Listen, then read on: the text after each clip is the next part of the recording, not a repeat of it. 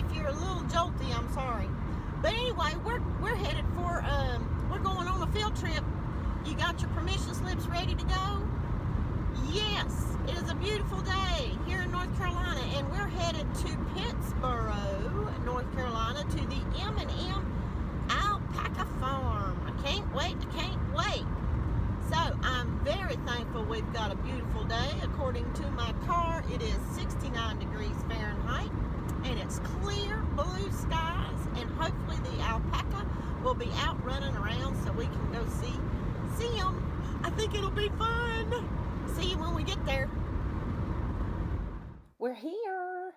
M&M Alpaca Farm of North Carolina is family owned by Marty and Mary Rayner, operated by Lena and wife Sarah.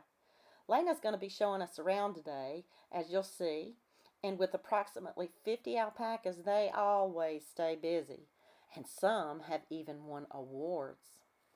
Don't know that there's actually two different types. So the first one is the Wakaya alpaca, and that's what most people are familiar with. These guys are the big fuzzy Wakaya teddy bear type. They have kind of that density in that big fluffy coat. And then the other ones are Surrey alpacas. And they have, their fiber grows out of their skin in long silky dreadlocks.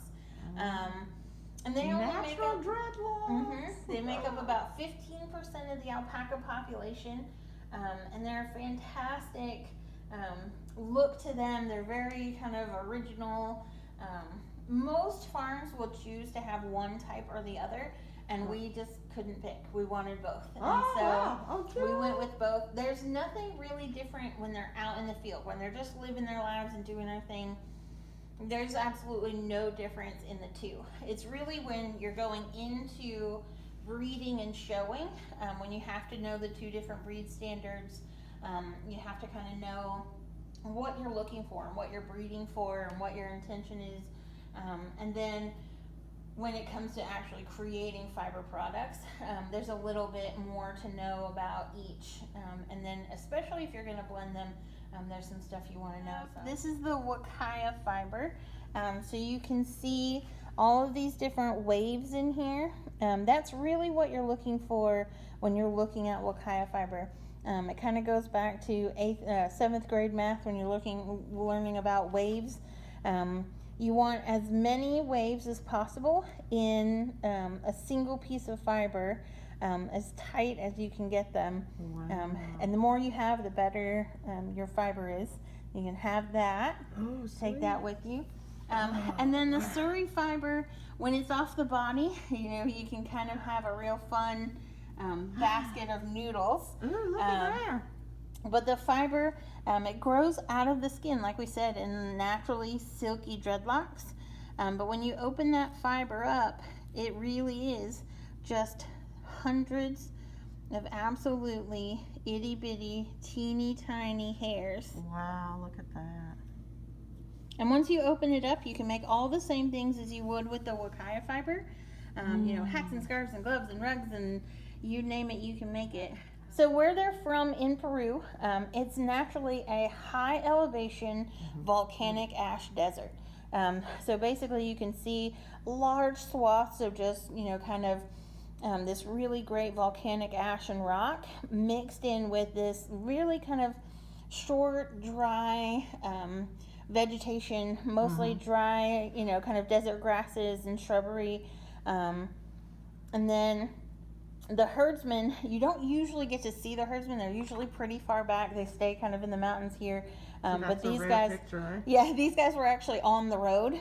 So the herdsmen had to come down and kind of shoo them off the road because they were all just kind of hanging out. But what you can see is in this picture, there are the alpaca herds in Peru. They may look wild, but they're actually not.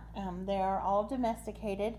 They have working guard llamas with them, and those guard llamas have red tassels and red necklaces on them. That tells, the color coordinates with the don that owns that alpaca group. And so from a distance, the herdsman can see the color on the llamas, and they know whose herd belongs to who. Okay, so that's how they're identified. Yep. Right. We also participate in what's called the Catch-All Benefit. Basically, it's a community support system for a couple communities of alpaca farmers and villagers in Peru. It's a boarding school for kids whose parents are herdsmen or herdswomen. Usually, the kids move with their parents and they follow the herds, and so they could only go to school for about 2 months a year. And so the boarding school actually changes it so they get 3 meals a day. They get to stay at the school. They sleep at the dormitories there. And they get to go to school for about 8 months out of the year. And then so the rest of the much year they're with their families. Much better. And they actually, their families can come and visit as often as they want to. They get to check in with them. And we really love getting to kind of go be a part of that culture. So Yeah, I can imagine. Oh. And all the babies were born. We have 6 babies on the ground right now. Oh, You'll get to see them as we go out. Oh, sweet. All right, we're gonna head outside. Okay. First stop is the maternity ward. So everyone in here is a mom or a baby, except for Lizzie. She's the orange girl that's back there. She's the one we're gonna say hi to in a few minutes. Okay. But these babies are all 2 months old. So you can see we've got Surrey babies hanging out with moms over here. Yes. And then Wakaya babies all over. Little Greta Garbo's out here hanging out by herself, doing her own thing. What are you doing, silly girl? What are you doing? Yeah, you're all alone. She's like, I don't care. It's all good. What are you doing? It's a pretty baby. Did all your friends leave you behind? Oh. What's her name again? Greta Garbo. Greta. Hey, pretty Greta. What are And you she's doing, how silly old? girl? 2 months old. 2 months old. Yep. Gonna be a big one.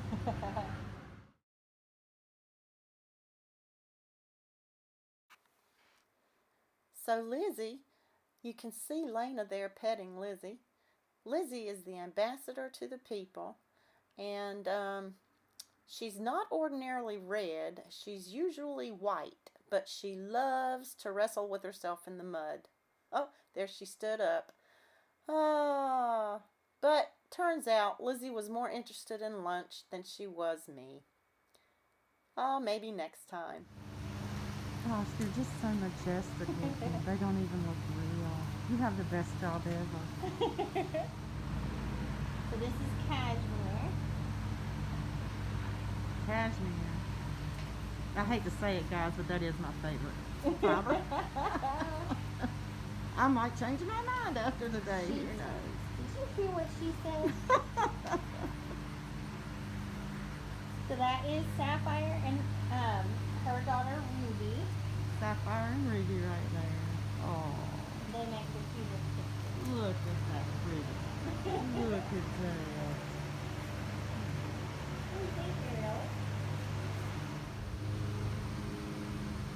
You can see the difference between the Surreys and the Wakayas. Yeah, They're yeah. kind of right next to each other.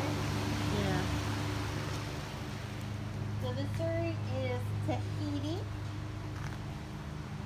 Tahiti's, yes. Okay.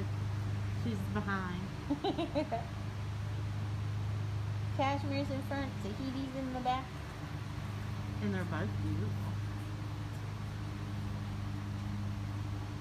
We're really excited to get these guys out to the shows because their fiber is looking fantastic. They're really gonna do well.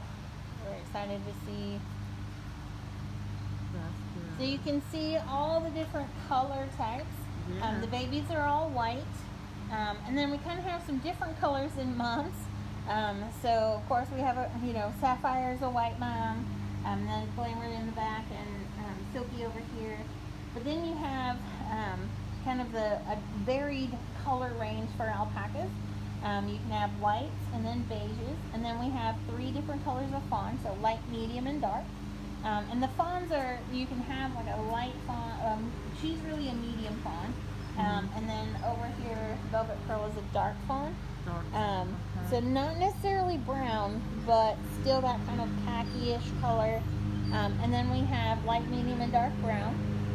Then there's bay black and true black. So bay black, just like in horses, there's a hue of brown to it. It's not really a solid black. In the light especially, you can kind of see more of a hue of brown. But then there's true black, where it's a solid color. And so this is, I would assume she's a bay black? Yep, she's a bay black. You can see in the legs and kind of underneath where that hue is of brown. Then you have rose gray and silver gray, and you can have light, medium, and dark of both of those. So the rose grays they have white fiber, black fiber, gray fiber, and then some form of brown on them. Wow. And then silver grays are just white, gray, and black fibers. And then you can have multis, so you can have any number of those colors on one body of an animal. Wow. So what's the difference between alpacas and llamas? Besides the obvious size difference, alpacas are shy, docile creatures with no natural defenses, whereas llamas, with one swift kick, can take out a coyote, therefore a whole lot more aggressive. So let's see how they handle predators here on the alpaca farm. Which you can see are so hardworking. Yeah, there's the guard dog. Busy day. Hey, pretty. Hi, buddies. Hey. So, like I said, the guard dogs are used for all kinds of things. They're not just for predators. But the biggest thing is they keep the herd safe.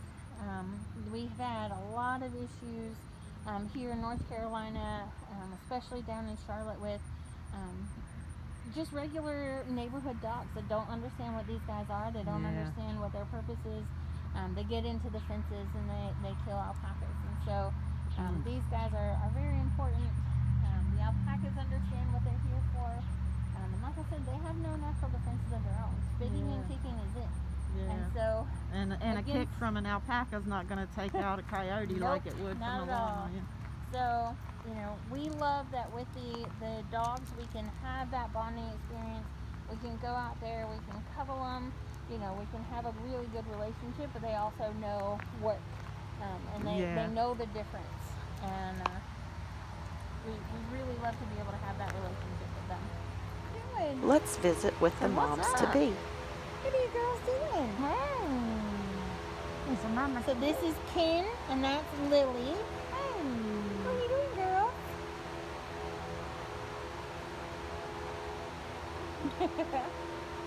And this is Deidre. And Deidre's coming. What do you think, girl? So let me introduce you to one of Lena's tour guide assistants. Are you coming? There we go.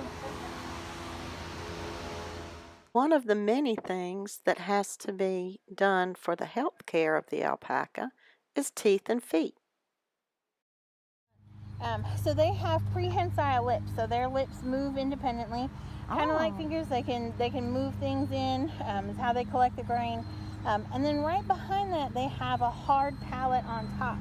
And then they have 6 teeth that grow up from the bottom jaw to meet that palate. And that's kind of what they clip grass with, what they pick up hay with and kind of munch. And those teeth grow forever. And so really what you're looking for is you want those teeth to kind of match up to that palate. So what we do when they start to grow past that palate is we use a little Dremel tool, kind of round those off on shearing day. Some alpacas only need it about every 2 to 3 years. Some need it a little bit more often, but usually about every year or so. Wow. And so it's kind of one of those fun things that most people don't know. They grow forever. No, I didn't. And then of course we need to take care of the toenails. In where they're from in Peru, they're climbing around mountains, so those nails are naturally wearing away. So what we do here is we try and put in either concrete areas or crushed limestone, places where they can wear it off. And if they don't, when we shear every year, we let them, when we weigh them every month, we'll trim up those toenails. Gotcha. And then of course they need some shots and things like that to kind of keep them healthy. We worm every 4 months. So, every 3 months, 4 times a year. So now, let's Armani's visit here. the If you go guys. up to the fence and push your forehead up to the fence, he'll actually nuzzle your forehead. Oh, Say hello. Armani. Armani, I wonder if I'll get this. Hey. Would you? Would you? Would you? No. Okay. What a name. Armani, love it. Meet Bella. I'd like to call her the matriarch of M&M Farms. She's the oldest alpaca on the farm at nearly 19 years old. She was one of the very first original rescues. Now, she's not gray due to her age. That's her original She's color, a good folks. grandma. She really loves to be around babies. She loves to get the chance to kind of see them, and she loves to kind of be over by the maternity ward and hang out with all of them. And we like to keep her with the breeding females because she has a tendency with our maidens, our first time moms.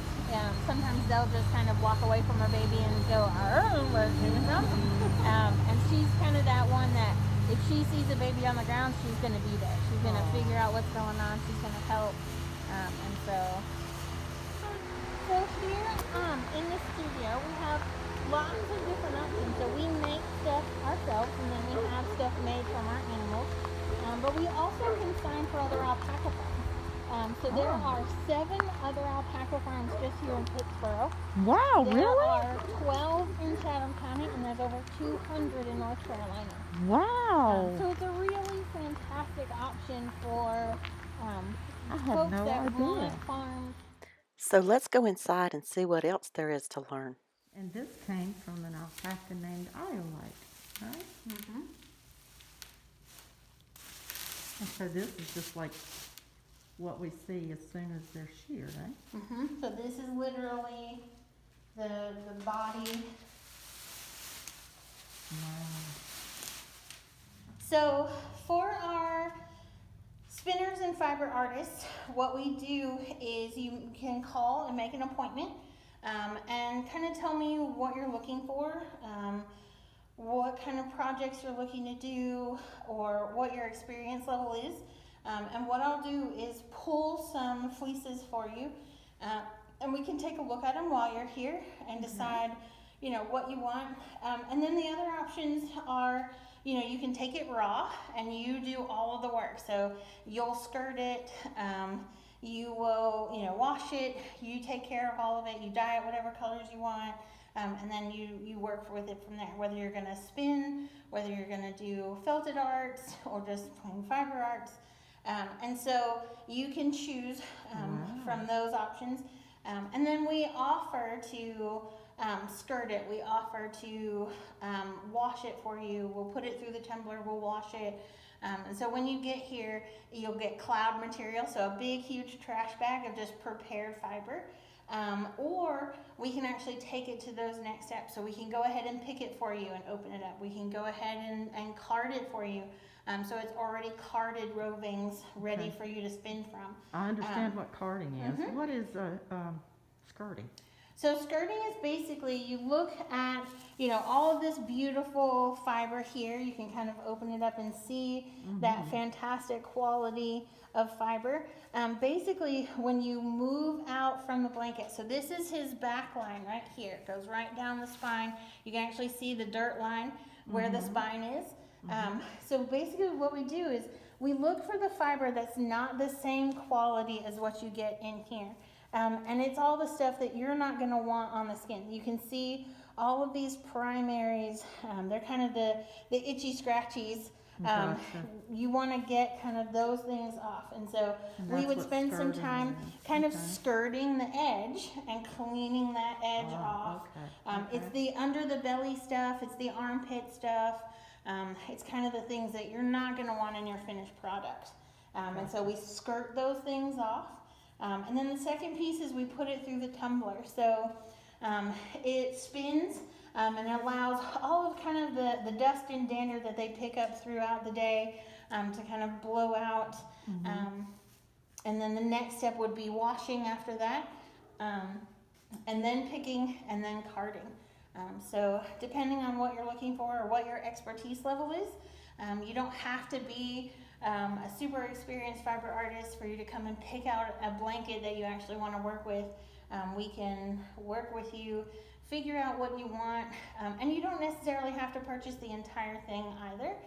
We have smaller options in the store of just rovings that are prepared already, both rope roving and full kind of squared. So you kind of pick what you want, and we have dyed items and then regular natural products. So. Wonderful. This is pretty. And what's really catching my eye is that dark spot there. So these are his rose spots. So His what spots? rose. So basically, he has 3 rose gray spots. So he has one here, and then there's another one back here. Okay. And this was from Iolite. Beautiful. You can feel how soft that is. May I? Yeah. Oh, thank you. Oh, wow. And you've got that nice shine with the wakai. Like I said, you're looking for all of those wave patterns. That's what's going to create your R factor. That's what's going to make you nice and toasty warm. Yes, because of the air pockets. Yep. Yeah. Oh, look. Oh, wow. And you can see with the silver gray, it kind of mutes and changes, and you've got more of kind of a soft gray here, or you've got more of a slate tone up here. They're known, the grays are known for their kind of variations in color. Grays and silvers are some of my favorite because I love blues. And You can actually get these guys, depending on, their breedings and stuff. Some of the rose grays actually almost look lavender. You can get like almost a pinky lavender color. Beautiful. So lots of availability here Yep, at and we M&M. have a couple years worth, so people can kind of choose. If you're just doing, if you like to do felted rugs or felted insoles or things like that, we've got some lesser items. You're not going to pay what you would pay for something like this. Right.